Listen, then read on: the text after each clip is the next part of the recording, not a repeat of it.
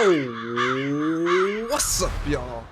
It's Zems, and welcome back to another reaction video. This video again is by Rot Mango, so if you haven't already, make sure you swoop down to the description box, click on the link and watch this video in entirety, because I'm going to be pausing, stopping, and talking through the whole thing. If you guys are new to the channel, my name is Zems, and welcome to the Crow's Nest. Also, I am doing 1 hour segments. That's why it's been splitting the videos into two. If you haven't checked out the last video, make sure you go do so, so you're going to be lost in the beginning of this one because it meets somewhere in the middle. Some of these buildings have gold ceilings. Why does God need gold ceilings to talk to me? Side note, Tupac clarifies he believes in God. He just doesn't agree with some of the organized religions where the heads of the communities hoard the wealth in this tax-free haven and don't give it back to the communities. He says, just because I don't have nothing to pass around, a bucket for people to put money in, doesn't mean that I'm not doing God's work. These underserved kids ain't God's children. I don't see no missionaries coming through here. He says while some reverends go to the middle class areas, get invited to dinners at the White House to pray over the president, just because he's not doing that doesn't mean he's not doing God's work. He states, I'm not saying that I'm going to rule the world or I'm going to change the world, but I guarantee you that I will spark the brain that will change the world. And that's our job. It's to spark somebody else watching us. Which, side note, Tupac was a very complicated person. I think some people, when they just hear, oh, he's an activist, he stands for these things, they want him to be this perfect person. But there are songs where he does rap and maybe in some people's opinion, yeah, to a degree, I would say, he does promote violence in some songs, and people don't understand how you can be dual-faceted and come from this very complicated background.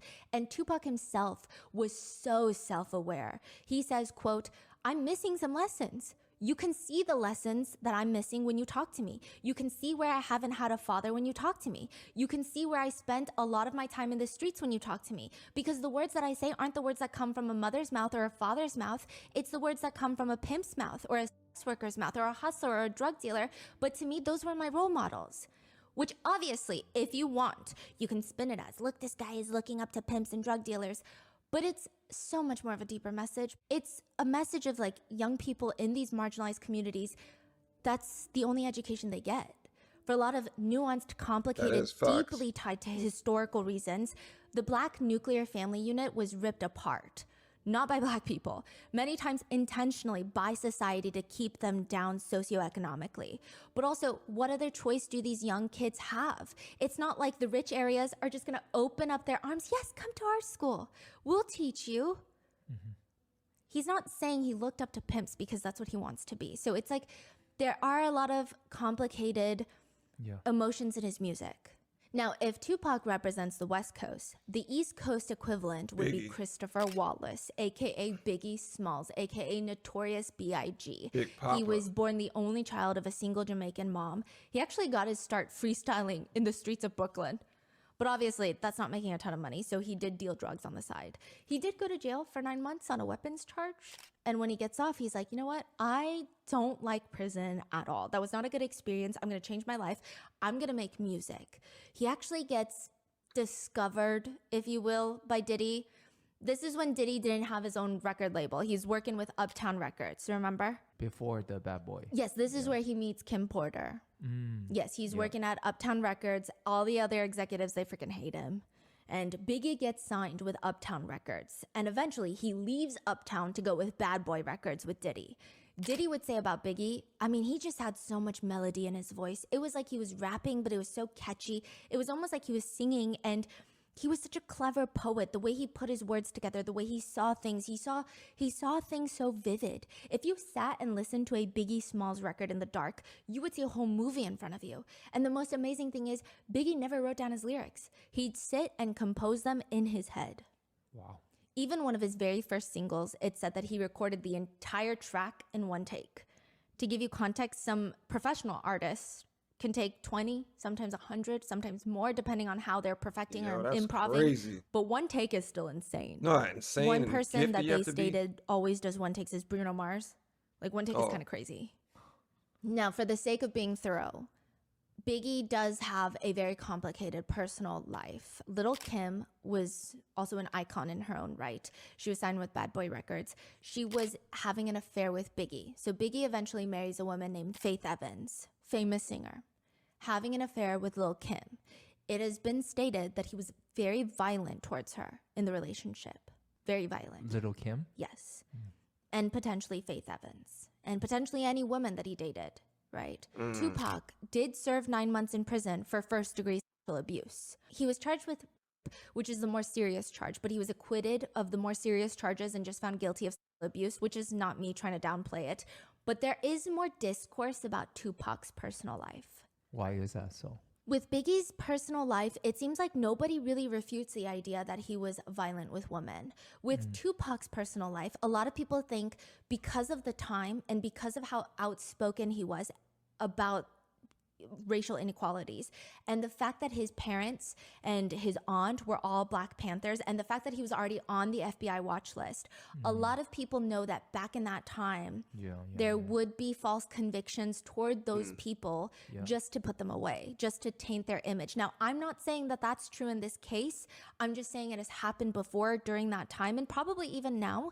So a lot of people have a hard time who to trust, right? Yeah. Because that happens sometimes, even now. Like, you see some of these football players be like, oh, yeah, he did this and that, and then it comes out later on that they didn't do anything. I think they should start giving people jail time. However much jail time they served or they're about to get, it should be transferred to the person that lied on them, because you could have potentially ruined their life. Imagine how many other people have served time and they didn't come and be like, oh, you know, I was dishonest, you know, that didn't happen. You know what I mean? So, I mean, it sucks because it happens a lot, but then it's also a case of where it never happened because people get mad for being rejected or they are upset that this person didn't want them to be with them anymore and all that other stuff, and it turns into a huge mess, and it's unfortunate. So I believe if you end up lying about something so heinous, I believe you should get a minimum of at least 2 or 3 years. And if they serve the time, the accused have served the time that they lied on them for, I think they should get whatever they got +3. Which is unfortunate because it's always believe the victims, right? But I think it just gets really complicated in this case. And again, I don't have that much information about this specific case of SA here, but there's just a lot of discourse and it would be difficult to not include that. A lot of netizens have argued that Tupac was set up for the charge. They state that Tupac was already under FBI surveillance and he was very politically outspoken. You're maintaining your innocence. Because I'm loud. I didn't shut up. But I didn't think they was going to take it this serious. Me keep talking out. I didn't think it was going to be a matter of life and death. He also maintained his claim of innocence, and previously he has only spoken highly of women in interviews. And most of the women that have known him, they've only spoken highly of how much he was a gentleman. He wrote a lot of songs for his mom. Like, it seems like he grew up with a lot of powerful women in his life. So some people say it just doesn't make sense. Again, I'm not agreeing with them or saying you should agree, but these are what the netizen discourse is. There was alleged evidence that could prove Tupac's innocence, but it was conveniently, quote unquote, lost by the prosecution, which of course only fueled the theories that he did not commit any sort of abuse. Now, do your own research. I'm just giving you a brief overview. The victim has still been outspoken of how this did happen to her.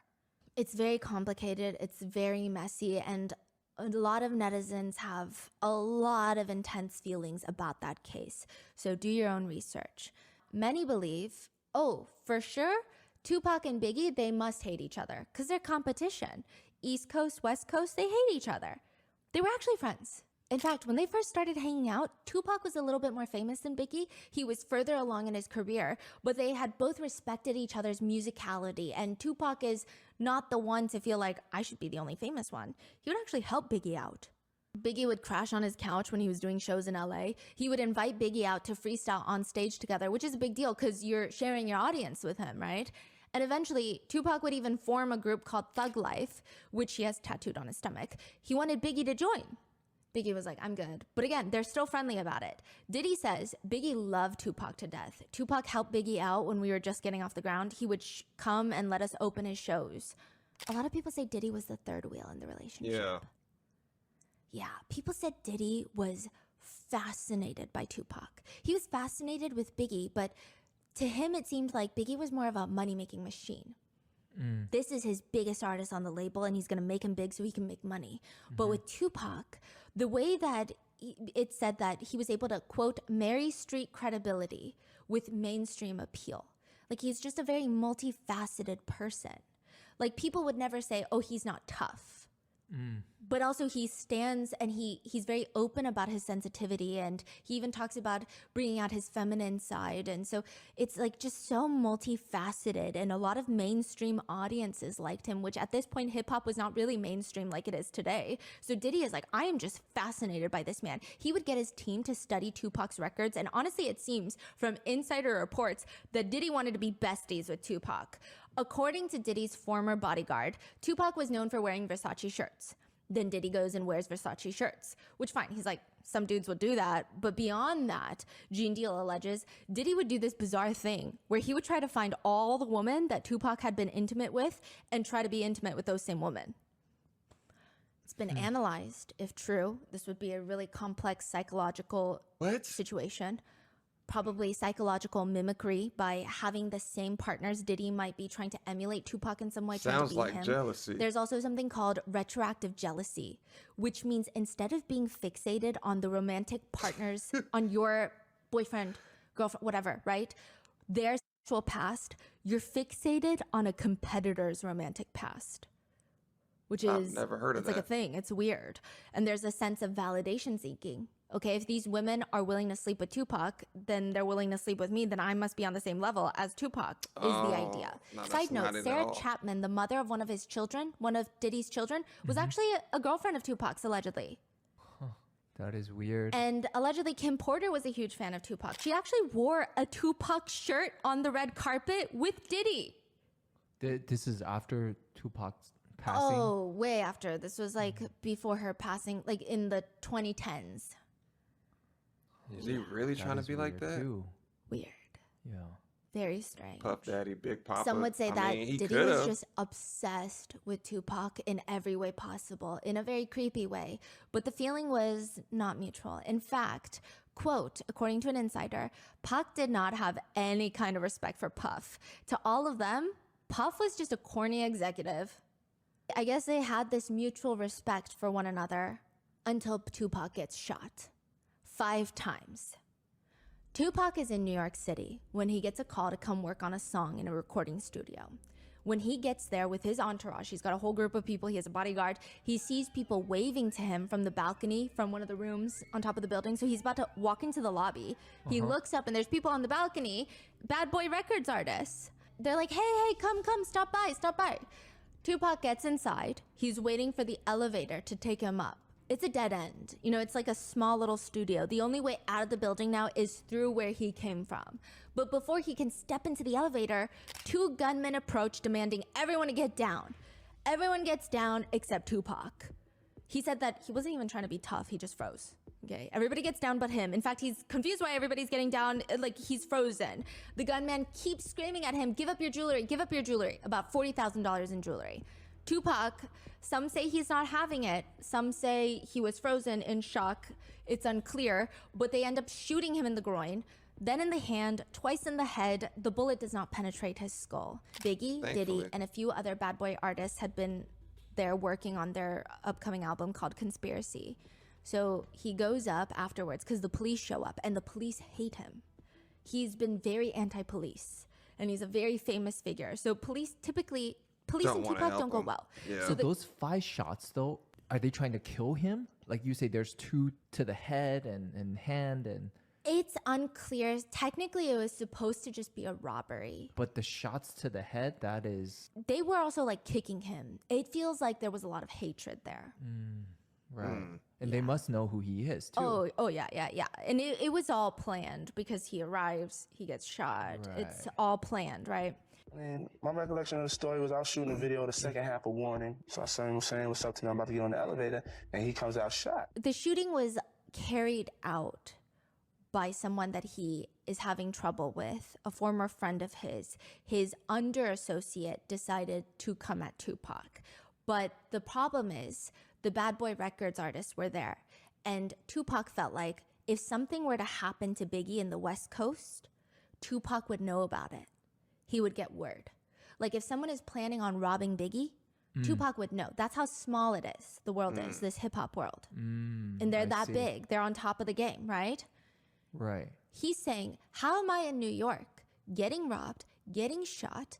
Bad Boy is in the same building, and you're telling me not a single one of them knew that this was about to go Right. down? Right. Yeah, Like that is they kinda must weird. have their own security details or just Yes. their own members around to make sure they're safe even. Yes. So how do you not know there's people like ready to do this in the same building? On top of that, the guy that actually was And on top of that, it's like a respect thing, especially if you big in there, like they said, like Diddy and Notorious. Like people are going out of respect for you, going to let you know if you really mess with Tupac as much as you say you do, they're going to definitely give you the heads up because they know how tight y'all are. But for them not to know anything and y'all supposed to be in the streets and you came off the streets and you know all those people, yeah, I get what he's saying. He's not hallucinating at all. If you have connections like you say you do, and you have all those people in your entourage and all that stuff, somebody knows something. But it could be the one possibility that we have that one snake in the grass, you know what I mean? And they blindsided everybody and got through it that way. But I just wouldn't see that happening. involved in the incident, the alleged gunman, he was seen in Notorious B.I.G's music videos later. So it's like, not only did you kind of know, but like you probably still hung out with these people afterwards, which is just weird. Yeah. Now, some people think that Tupac was being over dramatic and that maybe Biggie didn't know. I will say, I don't know if Biggie knew. Most people say that Biggie didn't know. Most people say that Diddy knew, though. Biggie genuinely liked Tupac, is the vibe that people are saying. But he sees Biggie and he feels like Biggie is involved. After the shooting, Tupac gets sentenced for the SA charge, which, side note, after the shooting, the two were on weird terms, Tupac and Biggie. Some people would say, no, Biggie ran into the lobby with his gun to try and defend Tupac earlier. Like, it was crazy. Others would allege Biggie knew, but he didn't know what to do. Others confirm, I don't know about Biggie, but Diddy knew. Like, he was nodding, I know like he Diddy knew what was knew. going on. Regardless, after healing from his wounds, I don't think Tupac had a lot of time to confront Biggie or even think about Biggie because his SA trial is going on in New York City. He even leaves the hospital against the advice of doctors to attend court. Ultimately, he does get convicted and is sentenced. Now, this is where it gets very, very messy. And what feels like the very, very soon after Tupac's sentencing, Biggie drops a song called Who Shot Ya? Some notable lyrics include East Coast motherfuckers, bad boy motherfuckers, who shot you? Separate the weak from the obsolete, hard to creep them Brooklyn streets. Fuck all that bickering beef, one false move gets Swiss cheesed up. Fucking with B.I.G. it ain't safe. Big Papa smash fools, bash fools, everything around me, 2 Glock 9s. There's another line where he says, you rewind this, bad boys behind this, get high motherfuckers, ready to die motherfuckers. You'll die slow but calm. Open your fucking mouth, didn't I tell you, don't fuck with me? Which, like, why the hell would Biggie release that if he had nothing to do with Tupac's shooting and had no bad feelings towards him? According to Gene Deal, Diddy's bodyguard at the time, he believes that wasn't Biggie's choice. He's not the record label owner. He's an artist. He doesn't get a say. He says this song was produced for a previous album and they took it down because it was just way too violent. And Diddy thought that's the perfect time to release it. It's going to get so much attention, so many plays. This is from Gene Deal's perspective, allegedly, right?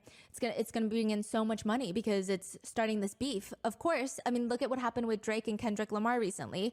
Beef sells tapes. Yeah. He's such an opportunist too. Yes. This would be the misunderstanding that starts everything. Because Tupac didn't hate Biggie when he went to jail. He just felt like it was weird. He felt like Biggie must have known about it. It was weird, right? Now, Tupac is in prison. He hears from everyone. Biggie just released this track. He admitted that he shot you and was now like teasing you while you're in prison. In fact, while he's in prison, Biggie is out there bragging about all of it. These records and all this, it's crazy. This is what Tupac is being told. Naturally, Tupac feels betrayed. And while Tupac is in prison, Biggie takes over the hip hop world. Now, this is where things get interesting. He's in prison for like 1.5 years, by the way. Some people think that Biggie had nothing to do with the shooting and, again, had no idea that this song was going to go out. Never know. He kind of greenlit it, not thinking it was going to be a big deal. The only person that's However, going to know is Diddy. it is not just the artists that are fighting. It's not just Tupac and Biggie that are fighting. Suge Knight, the owner of Death Row Records, that Tupac gets signed to in prison. So he's not signed with Suge Knight yet. He's signed with Interscope Records from earlier that MGK was signed with. Now, Suge wanted someone to compete with Biggie, and it had to be Tupac. He doesn't know anybody else. He's saying that Snoop Dogg, Dr. Dre, they're so talented, but there's something about, some people just have that musicality. They have that lyricism. It comes to them so naturally. Suge mainly does this because he likes money, let's be real. He likes his business and he wants to take over Bad Boy Records. He wants Death Row to be a monopoly. He's thinking of starting a Death Row East Coast to take over that side. And he might have a vendetta against Diddy as well. He says that he and Diddy were actually very cool with each other. Like they would pick each other up from the airport when they would visit the other coast, you know? And some people don't like, okay, I'm gonna break it down. It's a little confusing. Back then, East Coast was the originator of hip hop, is how they like to claim. I don't know, okay? They state that this is where all the biggest hip hop artists were coming out of. Now, when there would be talented artists of West Coast, they felt frustrated that they're not getting attention because they're not from the East Coast. And sometimes the East Coast rappers would make fun of the West Coast rappers, like they're just wannabes. So there was always this competition, but they always tried to help each other. Suge would even offer Diddy and his crew protection when they came out to perform on the West Coast. There were a lot of groups of people, perhaps organized groups of people, that would use this music to represent everything that they stood for and what coast they stood for. You get it. So for years, out of the goodness of Suge's heart, he says, which take that as you will, because Suge Knight is in prison for manslaughter right now. So I don't know how much goodness he has in his heart. But he felt that once Diddy and Biggie got big, Diddy wanted to charge Suge Knight for everything, even though he helped him get big. Now Suge Knight is like, hey, can you come to the West Coast to perform at a show? He's like, oh, I got to charge an appearance fee. And it's like, what about all the times that I helped you without charging you? Suddenly you want to act like you're not indebted to me at all. Man, it's the feeling that Suge Knight has. bro. Rightfully so or not, I don't know. But Suge Knight is pissed. He feels like Diddy owes him. To be completely transparent, Suge Knight is also known as a bully in the game. That's how he's described. Some people think that Diddy and Suge are cut from the same cloth. It's like comparing a terminal illness to a different kind of terminal illness. They're both cancers in society. They're both terrifying. Dangerous. Both are ruthless. Both get what they want no matter what. But other netizens argue two key differences. One, Suge Knight never pretends that he didn't do everything for himself. Like, you know who you're getting into bed with when you get into bed with Suge Knight. Whereas Diddy does so much PR to be brother love. And two, from what the public knows, Suge is someone who hurt and exploited people. No question. He was a quote-unquote gangster. But Diddy did all of that, and he's an alleged sexual criminal on top of that. Side note, Suge Knight has been arrested multiple times and charged with domestic violence, so keep that in your mind. But that's just what netizens have been How are these stating. people getting Now, famous? Suge Knight signs Tupac in prison They're paying the and criminals pays a $1.5 million bail to get him out. That's another part of the conspiracy. People are like, why is his bail so high? Because usually people with these types of charges, he got convicted, he's appealing it, and he could get out on bail while the appeal is being, worked. Okay, because he's rich, no? Yeah, some people say that, but he wasn't that rich at the time. Oh. Yeah. He pays the bail, which Interscope Records, the massive record company that he was signed with, did not want to because he wasn't mainstream enough for them. They didn't like the risk. Suge Knight pays the bail, and immediately he comes out, signs with Death Row Records, and both of them are ready to take down Bad Boy. And they're very vocal about it. At a music awards, Suge Knight tells the East Coast artists to come to Death Row Records, unless you want your executive to dance in your videos and be in all the thumbnails of your records. He didn't say the thumbnail part. Most of Biggie's songs on YouTube, if you go right now, they have Diddy on the thumbnail.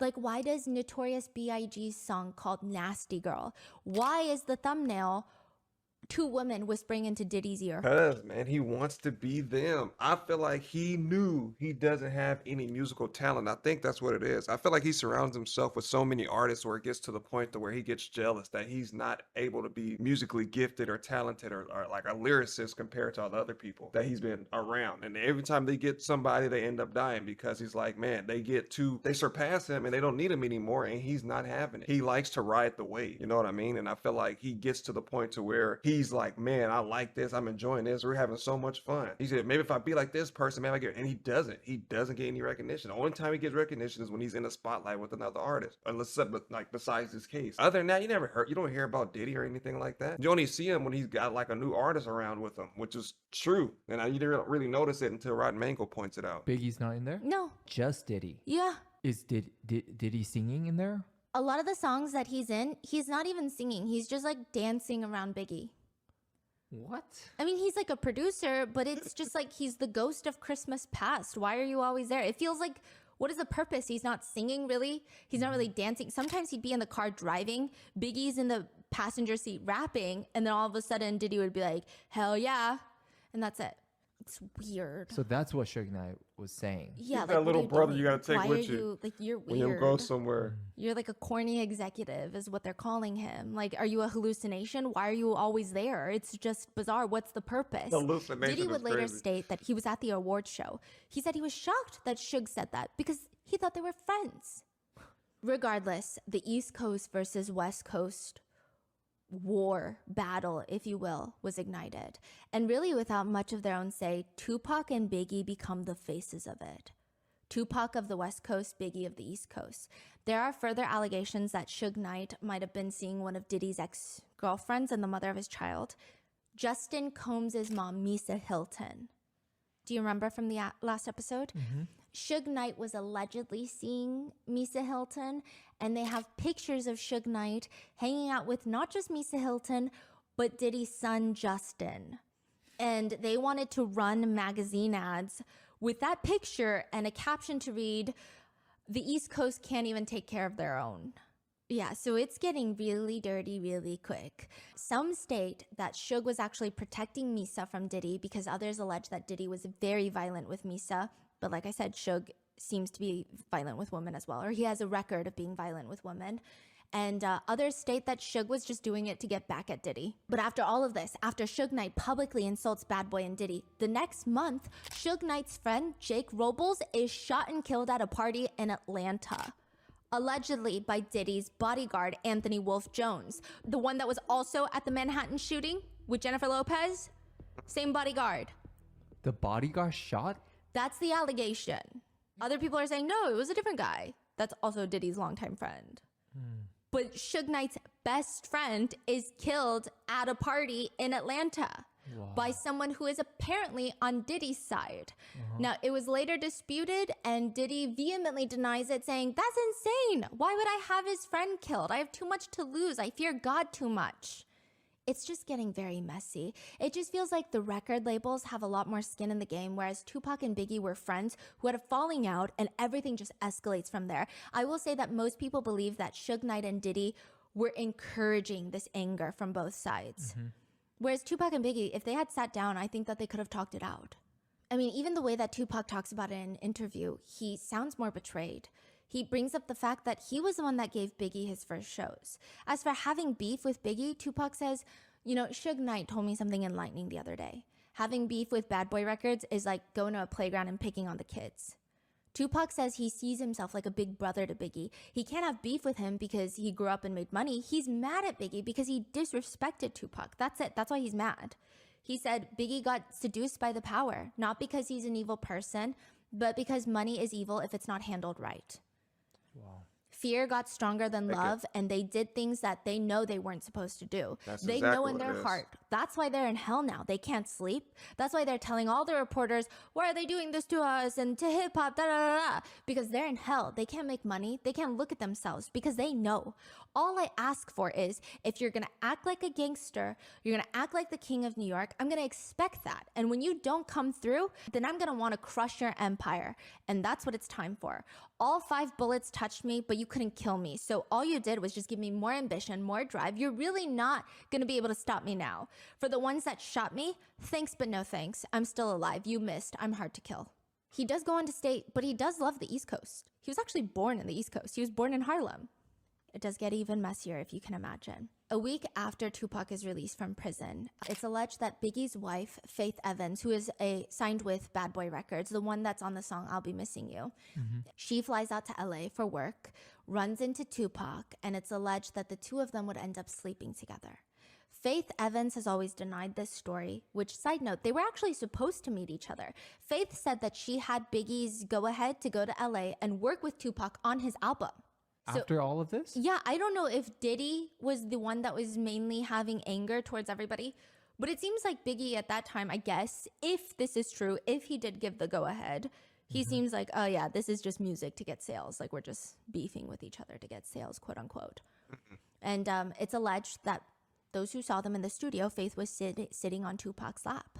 This is not a great part in this, but Tupac would tell the New York Times in an interview that Biggie's wife bought him this new shirt and a new suit, and he did enough in terms of thanking her, which you can kind of draw the connections there. Yeah. Now, there's different versions of what happens after that. Some state that Biggie was very upset and potentially violent with Faith when this New York Times article came out. Others state that he understood Faith was put in this weird position because all of these rumors, and this is the West Coast just trying to with Biggie because of the song Who Shot You, and things just start escalating quicker and quicker. Very soon after that, Tupac releases his second album, All Eyes on Me. This album would actually outsell Biggie's previous album, making him the most successful rapper. Death Row Records was back on top after this release. There was a confrontation at a music awards show in LA, but thankfully nobody was injured. Guns were drawn. It's alleged that Biggie was confronted by Tupac and Suge, while Diddy just ran up out of there, which Biggie was allegedly upset with because what the hell was that? But Diddy allegedly told him, I can't be caught up in a gunplay. It's not good for business. After that, it seems like things calmed down. Things are getting better. At future events, Suge would just kind of side sweep all these comments about Diddy saying, look, there's nothing between Death Row and Bad Boy or me and Puff. Death Row sells volume, so how could Puffy be a threat to me or Bad Boy be a threat to Death Row?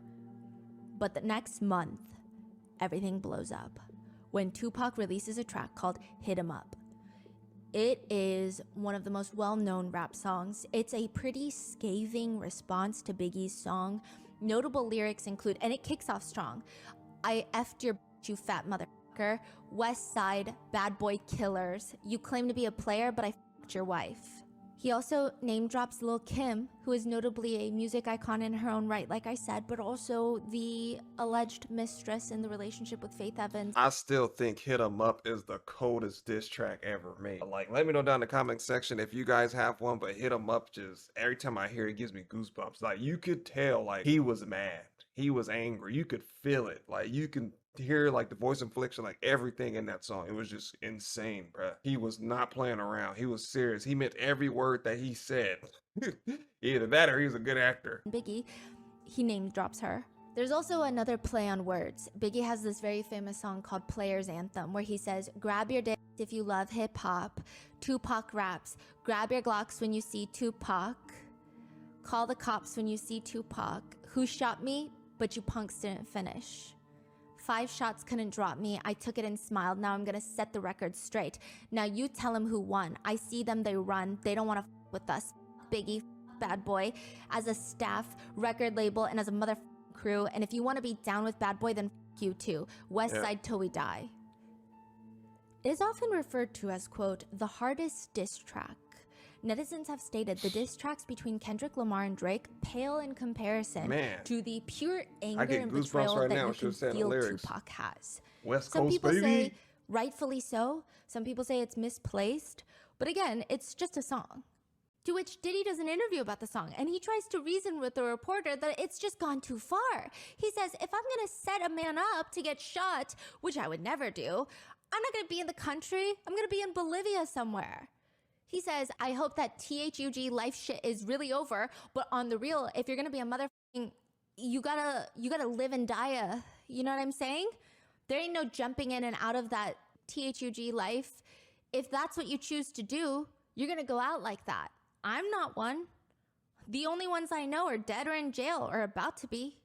But now the public is even more invested in the situation between the two. Bad Boy Records employees even received death threats at this point, which one ex-employee says, I don't recall reading in the employee manual that dodging bullets was part of my job description. Tupac goes on to do an interview where he states he believes he knows the police know who shot him, but they're doing nothing about it. He says, I already know who shot me. Everybody knows who shot me. The police know who shot me. But that situation, what comes around goes around. I believe in karma. I believe in all of that. I'm not worried about it. They missed. I'm not worried about it unless they come back. And by some accounts, they do come back. September 7th, 1996, at the Mike Tyson-Bruce Seldon fight at the MGM Grand in Las Vegas, Tupac is shot 4 times in the streets of Vegas. He was sitting in the passenger seat of Suge Knight's car. Tupac allegedly had a previous run-in with the Crips gang at the casino. They had a brief fight. They're separated, pulled apart. Suge and Tupac are headed to this new club. They're driving. After this fight, they're driving away. Cadillac pulls up, and a gunman fires 14 shots into the car. Tupac is hit 4 times. Suge Knight is injured with a bullet fragment that hits him in the head, but he is not directly shot. 6 days later, Tupac dies from his injuries. He's only 25 years old. The conspiracies that he's still alive, it appears, are fueled understandably by a combination of wishful thinking and the way that his estate was able to continuously release his back catalog posthumously. Snoop Dogg revealed when he went to see Tupac in the hospital, they were going through a rough patch. Like they'd always loved each other, but it was just complicated. I drove down there to the hospital because I wanted to see my, you know what I'm saying, make sure he was straight. I'm thinking that he was gonna make it. And he said when I walked in, I could just feel Tupac wasn't there, and I fainted. And his mother pulled me aside, Tupac's mother, and reminded me how strong I was. She was like, my baby ain't never seen you weak.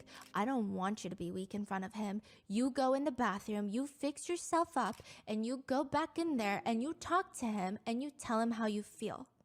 That's Tupac's mom is comforting Snoop Dogg, yeah. I said a little prayer to him in his head and held his hand and whispered at him, you know, said my piece with him. You know, he didn't have no consciousness, but I felt like my spirit and his spirit connected, and I felt like he got it. And Tupac is dead. His mom even said, my son called me every night. I haven't received a phone call in years. That's how I know it to be true in regards to the conspiracy theories. Okay, my name is Tupac Shakur, and I'm 17 years old. My mother taught me 3 things: respect, knowledge, search for knowledge. It's an eternal journey. That's like my haircut, the line, 360 degrees, find knowledge, always. And she taught me to not be quiet, to, if there's something in my mind, speak it. That's what God, that was the breath. She always taught, but also to listen. And she told me this little joke that God gave you 2 ears to listen and 1 mouth to speak. So she taught me respect, knowledge, and understanding, mostly, you know. Just Write this down. Briefly, the main suspect was the guy that had a run-in at the casino, that got into a physical fight hours before Tupac's murder. His name is Orlando Anderson. He's a gang member. Now, officers were told by everybody, oh yeah, the shooter is Orlando Anderson, which they were like, okay, thank you so much for letting us know. We're gonna do absolutely nothing about it. How come? They don't arrest like him for a few Tupac. hours, but they're like, I do think that the police didn't care. Oh, Yeah, they didn't. Hated They didn't Tupac, like him. right? Yeah. It was said that even when Tupac was shot the first time in New York City at the Quad Studio, there was a police officer that came, did not like him, and was basically laughing at him, taunting him as he's being taken away on a stretcher to the ambulance. Officers were told that it was Orlando Anderson. They do detain him for like a few hours and then let him go. From 1995 to date, have you ever ridden in a white Cadillac? No. Do you know anyone who owns a white Cadillac? No. And they do nothing about it. It's just strange. For 2 years, they barely look into him to figure out if he's involved, which he likely was. And if he was he ordered or hired by someone else to do it? Because he's part of this gang, and it's known that he's not a high-level person in this gang. He's not just going to go rogue typically. So what is this? The authorities don't even pretend like they're interested. Instead, they wait it out. And then 2 years later, Orlando Anderson is dead. He's shot in a gang-related shootout that is unrelated to Tupac's death, but now he's dead. And one might presume, okay, put the dots together. That's so embarrassing, right? So the LVPD, the Las Vegas Police Department, said investigators have reason to believe that the altercation had no connection to the shooting. But people are like, what are you saying right now? That doesn't even make any Diddy, sense. bro. Can't And they trust just them. keep pushing it off. Now, the death of Tupac would make the East versus West Coast rivalry reach its peak. There's a big reaction to this. I don't know if I want to call it, because there is actually a different conflict that's called by this, but some LA police have said it was the 10-day conflict, where it was gang shootouts nonstop between the rival gangs, because it feels like they took out your representative, you know? I see. So there needs to be payback. There needs Your to be eye quarterback. for an eye. Meanwhile, Diddy is very busy stating he has nothing to do with this. He says, we were shocked at first and we were hurt. It was like, damn, why did that have to happen? Then we were scared because we know how the media is. We're the ones that they're pointing their fingers to. Kept on talking about it. I don't have nothing to do with Tupac getting killed. Which is crazy because in 2023, they're gonna arrest someone who was allegedly in that car that gave the order that night. And he says, Keffe D says, Diddy was gonna pay me $1 million to do it. But it seems at that time, Biggie had no idea about any of this. Witnesses who were around him when he found out that Tupac had been shot, they said Biggie was nervous and hopeful. He tried to reason, maybe just to himself. It's okay, he'd been shot before, it was fine, he survived, he's gonna survive this one, he's fine. Once it was confirmed that Tupac was gone, it's alleged by Faith Evans that Biggie called her. His voice was so low and small and he was sobbing. And he just kept saying, something ain't right, Faye. Shit got fucked up somewhere along the way, but that was my man. This is where things get stranger. 2 days after Tupac's death, Biggie gets arrested for marijuana possession. They do get out in a few days, but when they do, the car that the cops had taken in, it won't start anymore. So Biggie and his friend, they go over to a dealership to get a rental car. It's like this big old Chrysler white van because they have to drive all the way from New York City to New Jersey. They need a car. They rent this old van, and on the highway, they get into a large accident, causing Biggie to fracture his leg. The accident is bad enough that he had to be cut out of the van. They had to come cut him out. So for the next 2 months, he's in rehab. He finds faith, not his wife, but he finds God. I mean, I think the situation with Tupac, he's just trying to change his life. I think it's this feeling of waking up because what are we doing here? Like, I'm gonna die if I keep going down this route. Like, it was never that serious. What is happening right now?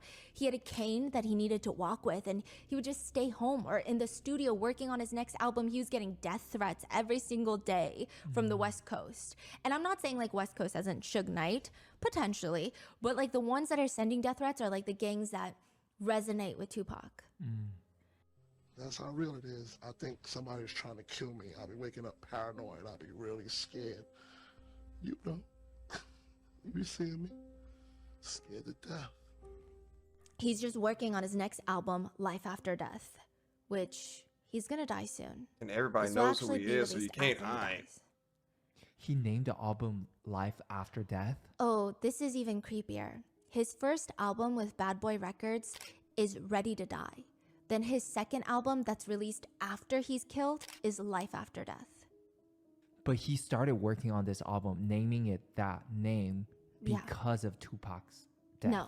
Oh, no, it's not. No, just Life After Death. It was about just reincarnating, which will be eerie, you know. But before this album is released, Tupac's album is released posthumously. So he's passed, but he had this in the vault.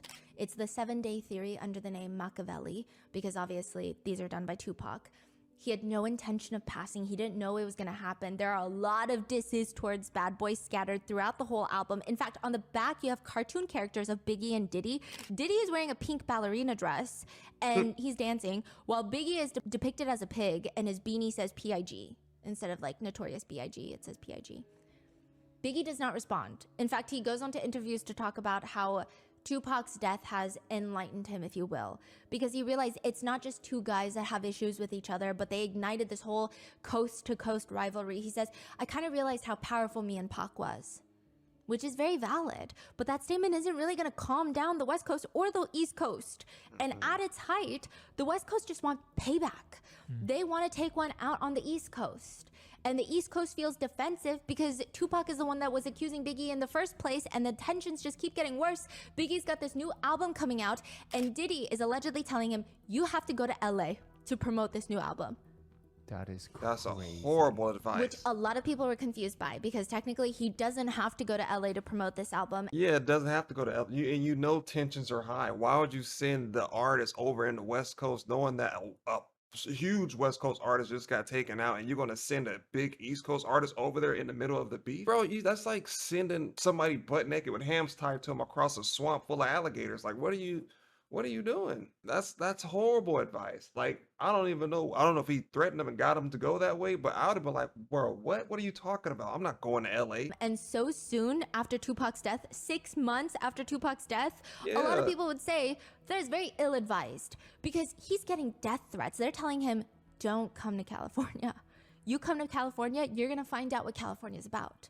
Yeah, LA don't Diddy play. I'm go? from Yes. LA, bro. They don't be playing. Okay, it seems like Biggie really did not want to go. He actually scheduled like a press conference in Europe. He was going to go to Europe. They canceled that trip so that he would go to LA. He didn't want to go to LA. He didn't even really want to go to Europe. He didn't want to be on a plane. He still has that leg injury. And Biggie's like a big dude is how Gene Deal describes him and says, sitting on a plane, even in first class, he's not going to be comfortable. Like, he doesn't want to travel. He doesn't want to be outside. It's just weird. So they end up doing all these meetings, these press tours, and then eventually one night, Diddy is like, hey, we got to go to a party. Biggie's like, I don't want to go to a party. I don't want to do any of these things. But for some reason, How do we know these exact details? Gene Deal, the former bodyguard, was Diddy's bodyguard the day he was there. He was holding Big's body when he died, Biggie's body. So that's his first person Yeah. encounter. Okay. But still alleged, but first person encounter. The bodyguard Gene Deal says he was gonna go ride with Biggie because the whole time he said in LA, he was telling Diddy, we don't have enough protection for Biggie. Like, Biggie's the one getting all the threats. It's not really you, Diddy, sorry, no offense. But like, we need more protection for Biggie. Yeah. But Gene Deal was specifically hired to protect Diddy. And he seems like the type of guy that's pretty punctual with his job. He's like, I like to dot my I's and, you know, Yeah. whatever, cross my T's. So he's like, I'm gonna go in the car with Biggie on the way to the party. Because everybody knows we're going to that party. So I'm gonna be in the car. And Diddy allegedly forced him, no, you're riding with me unless you never want a job again. He gets into Diddy's car. Weird. And he alleges that Diddy was riding very low, like he had popped his chair all the way down, which was weird. Wow. So this former bodyguard is basically, you know, pointing fingers at Diddy Yes. without like actually saying that Diddy did it. Yes. So there's a mix of people. There are some people who think Diddy facilitated Biggie's death. Some people think he just knew it was going to happen and he just needed to make sure it wasn't him and he wasn't going to stop it. So they're traveling in separate cars. Diddy and Biggie are in separate cars. All of a sudden. That is when, at a red light, similar to Tupac, Biggie is shot and killed. He is shot 4 times. That's bigger than him. That is bigger than him. Y'all get down. That is bigger than him. Somebody got shot. Y'all get down, rep. That is bigger than him.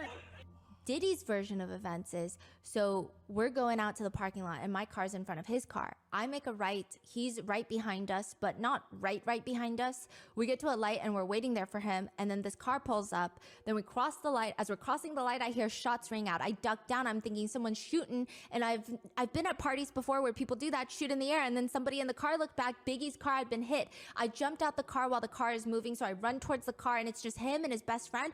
Everybody else had jumped out the car and ran. His best friend Damien is there and I'm like, I'm here. And Biggie slouched over and I'm trying to push him because he's real big and he got caught under the steering wheel. So me and Damien are trying to push him off. I'm yelling, where's the hospital? We're driving to the hospital. I'm talking to him, touching him. I'm not feeling nothing. And due to the fact that I've seen people actually die, seen that happen, I could kind of feel like it was death.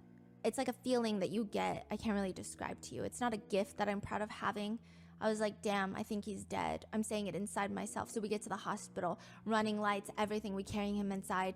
And we were there for maybe like half an hour. Then doctors come and tell us the news. I was on my knees praying the whole time. I was just stuck. I couldn't understand. It gets worse though.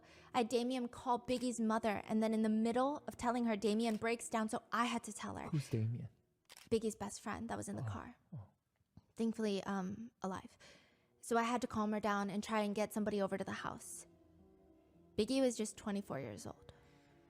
Tupac was 25. Man, they had so much room Diddy to grow. would talk frequently about Biggie's murder. He would say that dealing with the trauma and the stress really pushed him to release his debut album, No Way Out.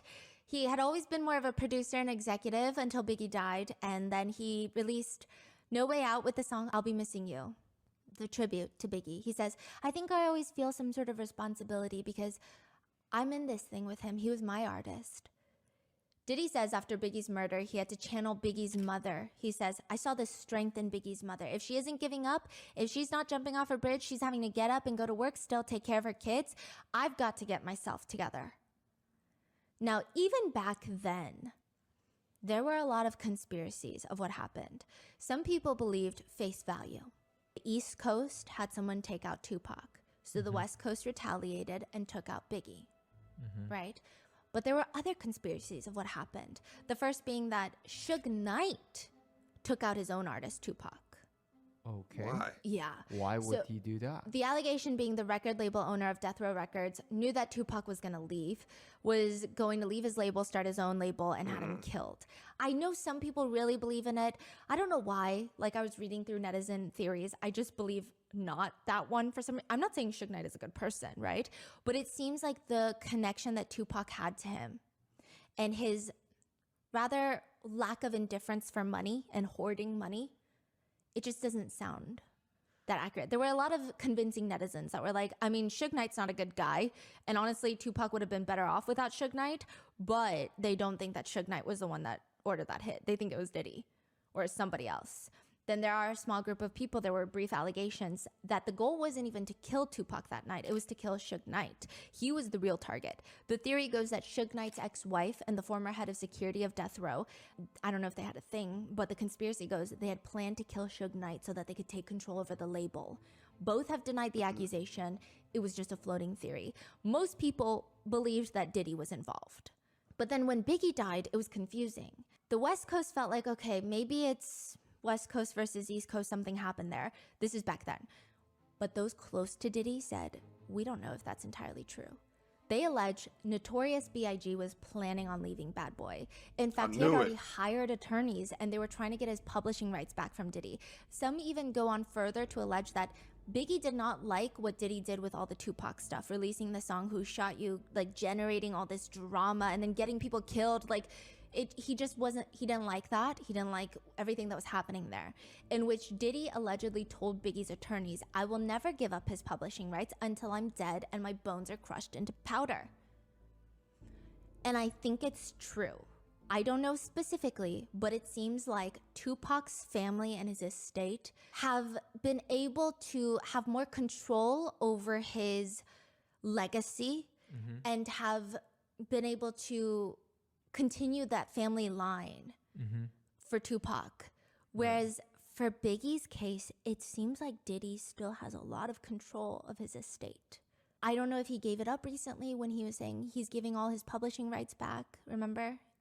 Right before the Cassie lawsuit, he was like, I'm such a good person, I'm gonna give artists all their publishing rights back. Turned out to be a very sleazy move because he's asking all these artists, hey, you want your publishing rights back? Sign this crazy NDA where you can never speak about me publicly.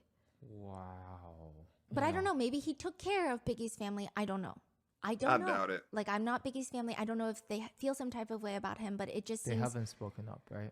They have spoken up about, like, the video of him beating Cassie. What did they say? Biggie's mom said, if I see him, I want to slap him. Yeah, we'll get there.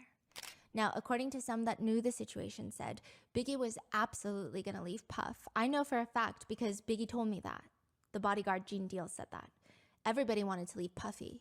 Everybody always leaves Puffy. He's a loser, that's Which, why. side note, there is some foreshadowing because everybody does leave Diddy. It seems like he only has like 3 artists still signed under Bad Boy. 2 of them are his own sons. Even Machine Gun Kelly left him to start his own label. Oh, so he doesn't have that many artists. I thought he has so many. He has all the publishing rights. I was gonna say he get the publishing rights, but dude's a dweeb. That's why I was like, wait, what? Like, how is he? He just wants to be popular, and no one cares about him, and he can't stand it. That eats him alive, being a loser. Like he feeds off of other artists and try to take their spotlight, and then when they try to leave him, he doesn't know what he's going to do. He's not. I'm not going to find. You're not going to find another Biggie. You're not going to find another, Tupac or whatever it is. Dude gets jealous and he gets mad and he tries to get his way. So he's making money off their like royalties, I guess. Oh, you're saying they sign and then they leave. Yes. And then he's like, oh, I'll give you your publishing rights back for those songs and stuff. Yeah. Now, Suge Knight would later state along the lines of, when Tupac died, he lost a lot, including a lot of money. Death Row Records lost a lot of money. So it seems like maybe the Tupac estate had some sort of arrangement with Death Row. Again, I don't know. Maybe they were upset with how Suge Knight handled it. I'm not sure, right? But when Biggie died, Diddy gained a lot. He gained a lot of money on top of everything. He gained sympathy. He had his new debut album. He had that tribute to Biggie. He has all of this. But to this day, Diddy has denied all conspiracies and allegations. About Tupac, Diddy says, Tupac was the biggest star hip-hop has ever seen, hands down. His charisma, his personality, his whole shit. He was loved. But when it came to a situation when you're in a war with somebody and you don't even want to fight the war, like, he was the worst. I was like, why do I have to be in a war with this motherfucker right here? This is crazy. It was unfair. Like, we ain't doing shit and we're getting accused of all this shit. We got motherfuckers making records about us, dissing us. He was later asked on The Breakfast Club, a podcast, about the situation with Tupac and how some people think he was involved. And he responds, and this whole thing is crazy. His whole demeanor changes. Throughout the interview, he's very animated with his hands, larger than life character. And then immediately when Tupac comes up, he's like a statue, like a Greek statue. Yeah, check this out. We don't talk about things that are nonsense. We don't even entertain nonsense, my brother. So we're not even going to go there, with all due respect. But very little movement. In fact, he takes a pen and he keeps pressing it into the side of his face. A lot of body language experts, which you guys know I'm usually not the biggest fan of, but they state that it's a way of him releasing tension. And he tells the host, look, check this out. We don't talk about things that are nonsense. We don't even entertain nonsense. So we're not even going to go there, with all due respect. I mean, I appreciate you as a journalist for asking, but it's nonsense. To which the comments read, I've only ever done 1 year of psychology classes and I can tell you something's not right. Another comment reads, his mannerisms and his refusal to answer questions about Tupac's murder clearly says he's guilty.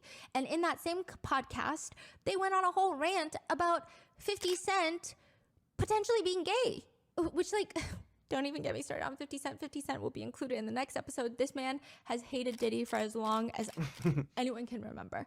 If there are no haters, 50 Cent is gone. Like, 50 Cent is Diddy's #1 hater. And they spent so long talking about it. There, at one point, Diddy's like, no, 50 loves me. And everyone's like, no, he doesn't. He does not love you. He doesn't like you. 50 Cent's like, hilarious. oh, okay. Like, they spend so long talking about all this nonsense. But then now you're saying, oh, that Tupac thing, where I would, if I were innocent, I would try to claim my innocence. I suddenly don't want to talk about nonsense. I'm so serious. He also rants during his first Rolling Stone cover that he got because of the success of his tribute songs to Biggie. He says, I wanted to talk about the success that I had, the moves I made for Black culture, things like that. But this is what you want to talk about? Like Tupac and Biggie? I'm not mad at you. This is what the readers want to hear, but it's up. I've gotten my fame through tragedies. That's not pleasant for me. I'm even more popular now because of the tragedy of Biggie. Not popular in a good way. Which, this seems to be a trend. About the college crush incident, he says along the lines of, it's not fair that everyone will remember me by the 9 people that died, no matter how many platinums I sold. I'll always be known for that incident. What? Which is crazy. But would Diddy really do all of this for fame and money? Yes. I mean, murder and conspiracy to commit murder are extreme crimes. He would. I guess we'll only know if it's discussed in court. But one who allegedly knew Diddy says, that guy was all about himself. All he cares about is power and this odd, strange, deep desire to remain famous. He loves having his photo taken. He loves showing off his extravagant life. He wants to keep Diddy at the top. He lacks Being the part of talent. this company is like a circus, and he's the ringmaster. The main reason he's such a superstar is because all he thinks about is Diddy. From the minute he wakes up until the minute he goes to bed, Diddy's hobby is Diddy. One insider source says, everyone always chalked it up to him being a creative genius when it came to his obsession with controlling things, but he just really had a thing for fame, okay? They nicknamed him at Bad Boy Records Notorious VIP because he always wanted to be treated like a VIP. Life After Death, Biggie's album, came out after Biggie passed. Diddy's debut album came out after Biggie passed. And it was this debate of who's going to be on Rolling Stone, according to the former bodyguard, Gene Deal. Everyone was saying, it's got to be Biggie. It's got to be Biggie. Like, this is his legacy. This is to remember him. And allegedly, Diddy said, no, he's dead. I need to be on the cover of Rolling Stone. The conspiracy now, this is a conspiracy. Nothing about this information is verified. It could have been made up by some guy in a bunker eating Pringles and drunk out of his mind. So please do your own research. I have no intention of convincing anyone. But the conspiracy that is widely available online is that allegedly Diddy put a hit out on Tupac. Once Tupac was gone, he realized that he is the prime target for revenge. People are pointing the finger at him and Biggie. So allegedly, he went and had Biggie killed because he knows this isn't gonna stop. I mean, it's only getting more and more intense. There's no end to this. A lot of people have interpreted the conspiracy theory in a few ways, that either he planned for Biggie to get killed or he knew about it and did nothing. He planned it. It does help Diddy a lot. First, the East Coast versus West Coast, it ends a little bit after this. Because it's like, okay, we've lost everyone and everything. We can't do this anymore. We can't keep going eye for an eye. They took someone, we took someone, it's then the truce. 2, instead of being the guy that might have been involved with a murder, he becomes the guy that lost so much. He lost his best friend. He lost so much in this rivalry. It's alleged that Biggie wanted to leave and take his publishing rights. This way, he likely could have held on to it for much longer. And some people actually take it far past that and say they actually connect Kim Porter's death to this Biggie conspiracy. And they say after Biggie, Diddy's stardom and the trajectory of his life completely skyrocketed. Because of the tribute, all of this, people saw him in a certain light. He was very marketable. And then it seemed like his prime after Ciroc, the alcohol brand, was dying down. There were new people coming onto the scene, which, I mean, he's still a billionaire. You would think that he'd be very happy. But the conspiracy theory is he still wants that fame, like some insiders say. He loves fame. He loves being the Diddy. And so after Kim's passing, perhaps it was another way to reinvent himself. Because his next album after Kim's passing, there's a lot of tributes to Kim Porter, and he changes his name to Brother Love. So my new name is Love, a.k.a. Brother Love. Oh, his actual name is Brother Love? Well, he says, call me Brother Love, but he stated that he changed his government name to Sean Love Combs, but it doesn't appear so because alleged jail records show Sean John Combs. But people are saying perhaps he, again, a conspiracy, had something to do with Kim Porter's death because he wanted this another reinvigorated stage of his life. Because nobody was really talking about Diddy. Yeah. He just like existed. He's like a billionaire mogul, but no one's like, oh my gosh, new music. He is, the A-lister. Right. Just a conspiracy. Gene Deal alleges that he once heard Diddy say, I'm a businessman. I'm about making money, but something's got to change. I don't care if Pac got to die. I don't care if Big got to die or if Suge Knight got to go to jail. This was during the East Coast, West Coast rivalry. And all three Another of those things artist happened. who knows Diddy well says, he's a bitch. Somebody had to die after Tupac died. He knew somebody was going to die. It's just the art of war. Like, they're going to take someone down. Like, do we know who shot Biggie? Yes, it seems to be someone that, yeah, we do, but it's like complicated. It's a whole other lore. Some people say that Suge Knight has connections to him. It's very complicated. I don't know what the investigators were doing on both these cases. It's unlikely that they were doing their jobs, but what I do know is allegedly Keffe D took a deal in 2009 in LA. Keffe D is the one that was arrested last year for Tupac's murder. Okay. He was arrested 2009 in Los Angeles on a massive narcotics charge, trafficking a lot of drugs. And so he more or less went into an agreement where he said that he would tell the police a lot of stuff about Diddy and the Tupac murder. I thought the killer is it Orlando?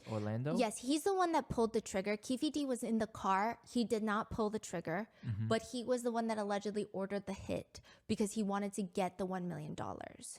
Orlando is his nephew. So it seems to be like they were all in the car. Orlando had just gotten into a fight with Tupac earlier. And they knew that Diddy had a $1 million hit out on Tupac. So it wasn't even just them. He was like telling a few different people like, hey, I'll give you $1 million if you take out Tupac. So his nephew just gets into a fight with Tupac. It seems what he's trying to describe is, okay then, let's settle it. Let's get our $1 million. And he said that. Basically, like he just went on.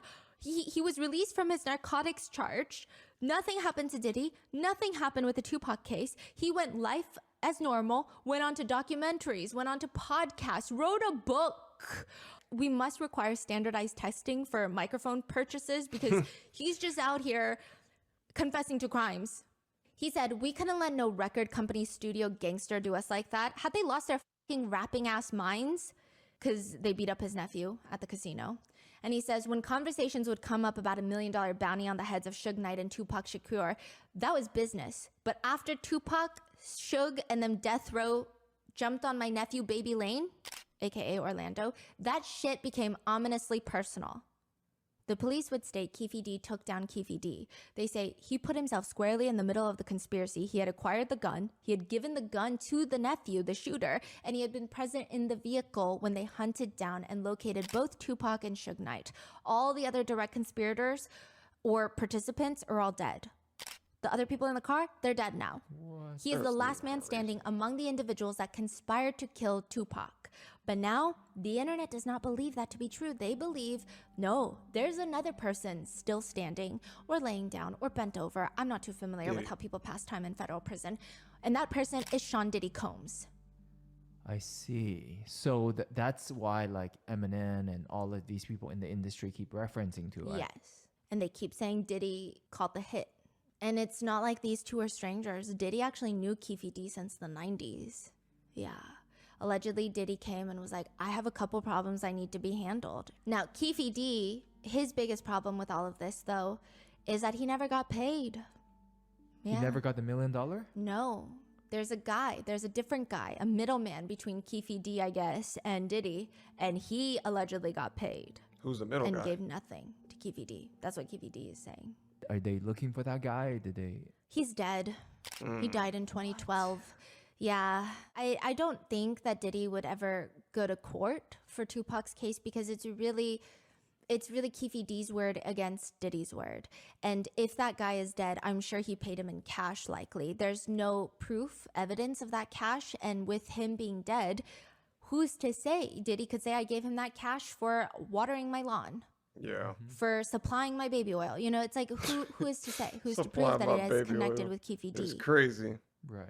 Keffe D says, if he would have just given us half the money, I would have stayed strong, meaning he wouldn't have ratted Diddy out to the cops. Which, side note, Keffe D would later state that that's the only reason Diddy might get away with it, because he never got paid for it. Like, he never directly paid Keffe D. So there's no connection to Diddy and Tupac, his death. He said he even went to the Hollywood Walk of Fame ceremony when Diddy got his star. And Keffe D said he went there to get his money, but there were so many cameras, so many people, he couldn't get in contact with Diddy. Prior to his arrest, Keffe D did an interview where he expresses his annoyance with how much Diddy didn't pay him. He says, you know, Gene Deal, the former bodyguard, complaining about you. I'm complaining about you. Goddamn, homie, I was on top of the world till I met your ass. Throw a dog a bone. Standing up there talking about daddy love some shit. Show us some love. God damn. What the fuck? Brother Love, come show some love. Mr. Love, I be watching you, dude. Damn, you walk around me like I'm some shit on the grass or something. God damn, dog. Fuck. What the fuck? Throw my kids something. Throw somebody kids something. God damn, daddy love. You ain't no love. That ain't love at all, nigga. I be seeing you doing your little pretty dance and all that, man. Show some love, homie. Come on, man. Don't be like that, brother love. You just leave bad tastes in everybody's mouth, man. Come on, homie. No, literally. Yeah. And this is like before his 2023 arrest. So like imagine just going on a podcast and being like, the person who hired me to murder someone did not pay me for the murder. Yeah, and the podcast host asked, do you feel like Diddy owes you? He says, yeah, I think you should look out. I'm still here. Still waiting, bro. Perhaps it's time for Diddy to pay. Jason, whose 20-year-old brother passed away during the celebrity basketball game, says, I believe in karma. He never really owned up to anything. He never told us he was sorry. Whatever is going on with him now in 2024, I guess it was meant to be. But me, I lost everything that day. I lost my big brother and I lost my best friend. Somebody who was present at the City College crowd crush said, I think his past deeds are coming back to him. I can't say I'm surprised. But it took so freaking long. Yes. 50 Cent, who we will talk about in the next part, he's a longtime hater. He responded to Keffe D implicating Diddy in Tupac's murder, tweeting, damn, so Pac got lined up by Brother Love. LOL, time to lawyer up. Shit might get sticky. Who should get lawyer? Diddy. This is before he was arrested. As for Biggie's murder, Diddy's former bodyguard said he was there when Biggie was shot. He was in the car with Diddy. He said it was traumatizing to hold Biggie in your hands as he died. and then to tell his mother what happened. He says there needs to be some accountability. It's in his humble opinion, at least, that Diddy and Bad Boy Records should be accountable for the lack of security. Facts. Because they knew what was going on. Negligence. At that time. I see. Regarding Tupac's death, one netizen writes, of course Keffe D isn't a hugely credible witness, but it seems like his story gains credibility every day. Another says he was obsessed with Pac because Pac represented everything he isn't and never could be about Diddy. Regarding Biggie's death, one netizen writes, Puffy creamed off Biggie's death. He knew what he was doing sending him to LA. He became a well-known rapper and made more money off Big after he passed. Another comment reads, and then after his death, Puffy made a shit ton of money off tribute songs for Biggie, like I'll Be Missing You, pretending to be Biggie's best friend when he was behind this murder. That's beyond evil. R.I.P. Biggie, you were too young and you deserve better. Another just comments about how much new stuff is coming out about Diddy, and they write, I wouldn't be surprised if Diddy was revealed to be the Zodiac killer at this point, the Zodiac. Others think this is actually way bigger than Diddy, that the people at the top have sent Diddy to be taken for the slaughter. They write, who did Diddy fuck with to be clapped with all of this now? Like everyone has known this stuff for decades, but within 6 months his life is basically over? They're saying like the Tupac stuff, it was not a hidden secret. Yeah. The comments on the song I'll Be Missing You, the tribute song to Biggie, the comments now read, every breath Diddy takes, every move Diddy makes, every single day, every time he prays, the guards will be watching you. Another reads, making a song for the guy you killed, such a spineless animal. Or, it's amazing how in the span of a year, a song with beautiful lyrics that are so powerful it can shift and morph into something dark and strange in terms of meaning. There is a lot of discourse on how this is impacting Diddy's legacy because there's argument that Diddy did help make Black culture along with rap music, hip hop. He helped make it more mainstream, and indirectly he's likely helping a lot of Black artists move forward in their careers, which is not my place to neither agree nor disagree about that discourse. Also, a lot of netizens have pointed out that a lot of his victims are Black artists. Freddie P, one of his former artists, states, so he said that he had been attacked recently because people are saying, you're trying to take a Black man down. And he's saying, how are people upset with me Wait, about... what did he do? He's been very vocal about how shady Diddy has been in the past with business. Right. And a lot of people have been saying, like, nothing has been proven in the court of law yet. Like, you're just trying to take down a Black man when there's probably a lot of white men involved in this, which is very true. But Freddie P says, we're just dealing with telling our story. And it sounds so harsh coming out. It sounds like we're trying to kill a legacy, but no, bro, I'm just trying to tell my story. If it sounds harsh, then you could look at Diddy how you want to. These are his actions. I'm not asking you to look at that man harsh. I'm not saying judge that man. I'm not trying to make anybody look bad. I'm just telling you my truth. Is my truth offending you? To which furthers the discourse of, then why didn't they say anything before? Which some commented, people are so tough on the internet. He's a supposed billionaire killer with connections. He threatened to blow up a dude's car and that shit happened. But sure, be tough on the internet. Cassie opened up Pandora's box and now people have the courage to come out. Others have stated that Diddy being behind bars is what encouraged a lot of people to come out. Yeah. Because a lot of the lawsuits now are after he's behind bars. Yeah. Tupac's family have hired Alex Spiro to investigate any links between Diddy and Tupac's murder. Alex Spiro is not a random lawyer. This is one of the top high-profile attorneys in Hollywood, previously repped Megan Thee Stallion, Jay-Z, Elon Musk, Alec Baldwin recently in the Rust case. And because everything comes full circle, Alex Spiro is also repping New York City Mayor Eric Adams. Eric Adams is the one that gifted Diddy the keys to the city of New York City and then took the keys away from Diddy, and then he is now facing his own corruption and bribery charges. Wait, when was he hired by Tupac's family? Oh, after Keffe D came out to say Diddy hired him. So like the last few years? Actually, recently, in the span of a few months. That's crazy. So this whole murder, double murder from decades ago is unraveling. Like ongoing now. Oh, like developing very quickly now. And Keffe D's trial is 1 month before Diddy's. Or 2 months, March. That is crazy. Like just like you said, like everything unraveled like right now. Yes. Decades of crimes and I mean, I wasn't too familiar with Diddy or any of the artists involved in this one. I think it was a little bit before my time, but I didn't even know about this college stampede, the college I've crush never heard incident, of it either which until you this would video. think that would follow someone forever because it's pretty bad. But regardless, Tupac's brother even did an interview recently where he states decades ago when his brother was killed, Diddy had called him and he says, he basically said he had nothing to do with my brother's murder. I told him the truth has still yet to come out, so we're gonna see. Here we are 28 years later. It looks like there's some doubt in that statement. It does not appear that Biggie's family have hired an attorney to look into his death, but his mom did comment on the video of Diddy beating Cassie, and she says, I'm sick to my stomach. I'm praying for Cassie and I'm praying for his mother. I don't want to believe the things I've heard, but I've seen the hotel video. I pray that he apologizes to her. I hope that I can see Sean one day, and the only thing I want to do is slap the daylights out of him, and you can quote me on that. And she has stated about Diddy's relationship with her son Biggie. I believe Sean loved my son after he was dead. No. You're kidding me. Yeah. Wow. Finally, karma is catching up to him, like decades and decades.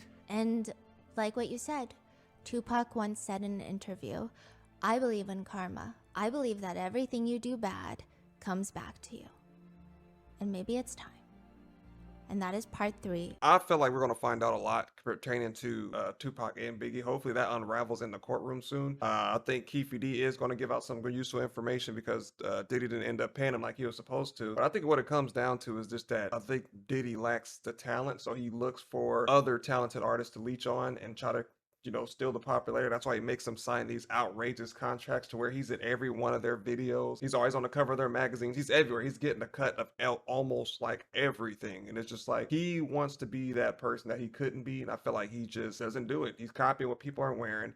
He's copying how people talk. He's copying how people walk, move, all these things. And then when people try to leave him, he gets upset and he does outrageous things to where he sets people up to get, you know, assaulted and all these other stuff. This is part, I believe, 4 of the series of Rotten Mango. Man, let me know down in the comment section what you guys think. If you haven't already, make sure you swoop down to the description box, comment a link, and watch this video in entirety because I was pausing, stopping, and talking through the whole thing. If you guys are new to the channel, my name is Zems, and welcome to the Crow's Nest. But again, thank you guys for watching, and I'll see you guys next time.